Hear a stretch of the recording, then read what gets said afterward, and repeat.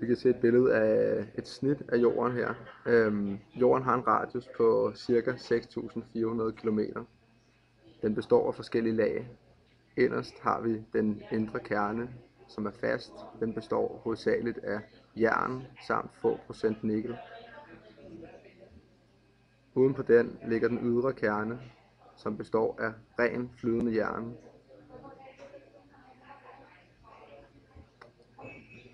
Den ydre kerne er ca. 2 km tyk. Uden på den ligger den nedre kappe, som også kaldes mesosfæren. Den består af peridotitisk bjergart, som er fast. Den har også en tykkelse på lidt over 2 km. Over den ligger den øvre kappe, som også hedder astenosfæren.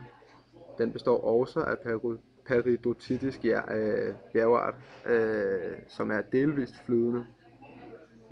Allerøverst har vi skorpen. Der snakker man om en kontinentalskorpe og en oceanbundskorpe.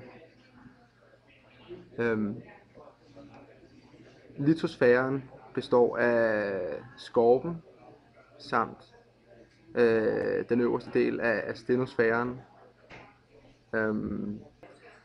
Det er i litosfæren, at al pladebevægelse foregår.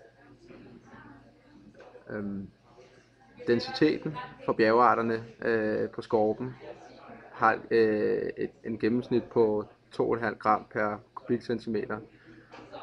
Og den gennemsnitlige densitet for jorden er på 5,5 gram per kubikcentimeter. Det vil sige, at densiteten må stige ind imod kernen.